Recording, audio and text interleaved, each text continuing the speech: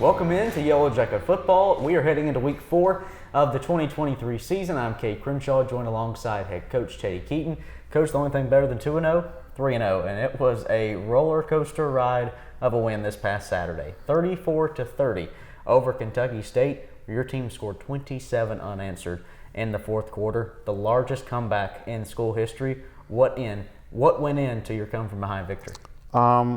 It shows a lot of poise. It shows a lot of maturity from the kids.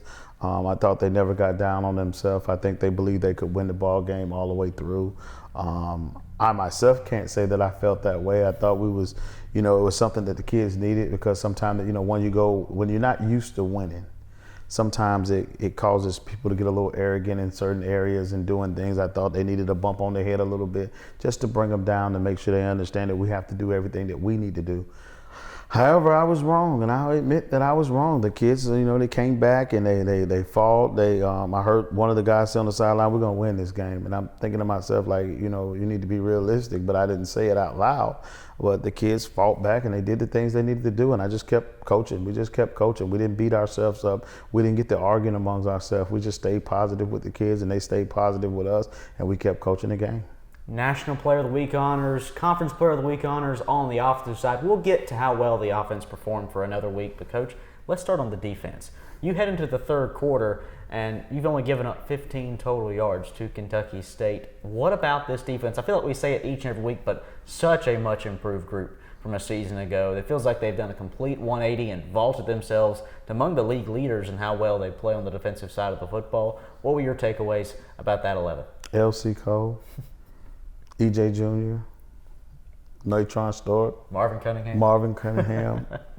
I just said they're loaded with guys who are teaching and coaching, and it's difficult for us to move the ball on us as prolific as we are offensively. It's difficult for us to move the ball against them at practice, and I think that's what causes us to be a better offense, because our defense, we challenge each other every day. They send blitzes at us. They send coverages at us. We have to, teaching David, he's getting better at it. And it's just almost like it's whatever's thrown at them, they have to go through it. But it gives us an opportunity to be able to get each other prepared. But that defense is smothering. I mean, Sherman has really, really stepped up as a senior on this team. He'll have another year, but we don't know what he's going to do with that year. But Sherman's done a real good. Art has done a really good job. Gary Barrage has done a really good job. I think Caleb moving down to the D-line has done a really good job. I mean, it's just, I can name 50 people back there. A lot of times that, we'll switch gears to the secondary. It's a couple of times that, some sacks happen, and it really wasn't the D-line getting the pressure that you wanted. It was the secondary with coverage sacks, and I was really proud. That was an area we really, struggled at last year, and I think it's an area where we have most improved at. That's starting with Daquan Brown and Sherrod Simmons back there. They've done a really good job, and Kevin Graham's on one corner, and I just think they're doing a good job of communicating with each other and helping each other out. You mentioned Marquez Sherman, 2 sacks on the first drive for Kentucky State on Saturday. How effective was he early and often getting after the quarterback? I think he's done it 3 games in a row. I mean, at first I thought maybe, he's just having a great day. Then the second game I saw it, I was like, oh, maybe he's, developed and got a little bit of mean streak in him. Then the third game, I think it was the first or the second play of the ball game, he had sacked the quarterback. I think he's doing a good job of utilizing what he's being taught at practice of how to use his hands and the movement of the defense and just utilizing, his technique to his fullest potential. And I think his attitude has changed towards, now it's about getting there, doing what I'm supposed to do. And I think that has propelled him into a better football player. Let's turn our attention to the offense, and of course, you can't help but look at how well David Wright III played on Saturday. Coach, HBCU D2 National Player of the Week, SIAC Offensive Player of the Week. The plaques and certificates are going to start piling up for David as he continues his redshirt sophomore season, but 411 yards, 5 touchdowns on the day, and he threw the ball 53 times. But there was an adjustment for him, I believe, in the second half. Some first half struggles turned into a second half where he turned it on, especially in the fourth quarter. Coach, 3 passing touchdowns, 192 yards, 65% completion percentage in the fourth quarter alone. What was different about him in crunch time? I think you have to, with a gunslinger, I think he took the first drive. He went 11 plays, 70 yards down, and scored the touchdown. And I think after that drive, I thought he got a little bit complacent, trying to find places to go with the ball, looking for certain receivers. And once he figured out, I got to get where they take us, I think that's what made it. I mean, he made it look so easy, but it's that easy if he does what he's supposed to do. And I think he understood that he had kind of, tried to take it in his own hands and was letting I always say, let a deer hang around, a wounded deer hang around, and they'll get up and stick his antlers in you if you don't watch it. And it almost happened, but I don't have the words to describe what type of player David Wright is as an athlete. I mean, he's a guy who loves to throw the ball, who studied the film. He knows where he want to go. He gets his receivers on the same page. I mean, you can't ask for a better quarterback than David Wright. I think if he was probably 2 inches taller, he never would have saw me. But I think people shied away from him because of his height. But he's done a really, really good job of for the last 2.5 years, he's done a really good job at that. You've said before you can't coach clutch, and that's what David Wright has given you so far. Out of 3 games this season, he's thrown 2 for over 370 yards, and the one that you didn't really let him throw the ball in your runaway win over Columbus State. Now, there was a little bit of rift between you two that week that you didn't really let him air it out, but as you look at how David has progressed, last season, of course, tears his ACL in week 4. It feels like a redemption story type season for him. What is setting apart this campaign for David Wright? When you sit out and you get to be in the booth, we let him join the coaching staff last year. We didn't just let him sit out and do anything. I think he got to be in our film rooms. He got to study the film. He started learning coverages. He started understanding. The more time I could spend with him when he was not playing versus when he was playing. So when he was hurt, he was with the team, but he spent a lot of time with the coaching staff. And every time I looked up, he was sitting in our offensive meetings. And I'm like, David, you need to do something else. And David would spend, no, I want to learn. So I think it's all paying off for him right now. And you've got a chance to spend some time with him in the broadcasting booth. He's an intelligent kid. He haven't learned how to put it all together sometime, but any kid at 18 to 22 years old, having the type of success that he's having, sometimes he has to put on his Superman cape and think he can save everything. Well, if he's Batman, the hero was Robin on Saturday. Kenny Wilson, a true freshman receiver, but an older player for you.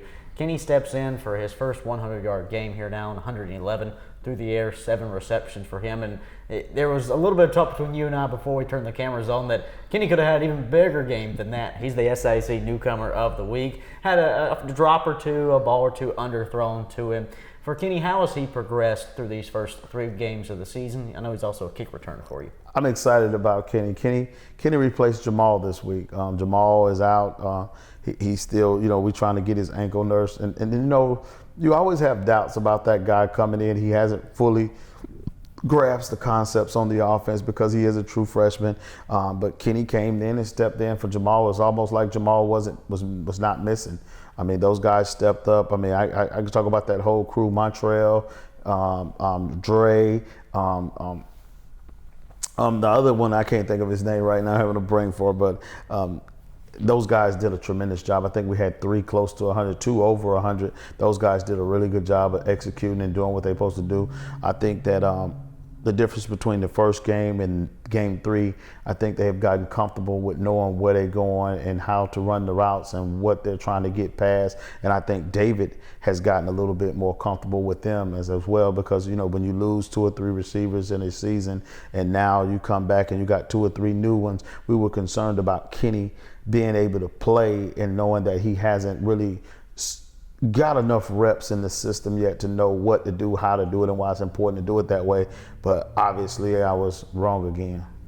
Well, Coach, so many key players for you in the victory on Saturday over Kentucky State. You mentioned, though, you were without one of your best receivers in Jamal Jones, and that takes us to the injury report. Central State on the road this coming Saturday. What's the travel report look like? Well, we came out scot-free. I mean, the only thing Jamal is day by day. We're slowly working him back in. And the good thing about having a Kenny Wilson or there's a couple other guys that have not seen this field yet that's kind of working their way into trying to get into a rotation.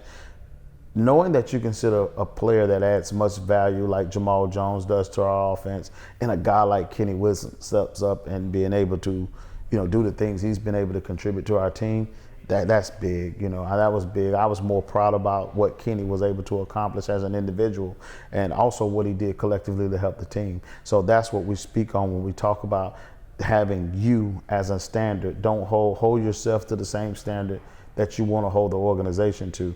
And I think he's done that, and his work and his player of the week shows us why he's where he's at right now. We turn our attention to Wilberforce, Ohio. Allen hits the road for the first time this season, this Saturday at Central State.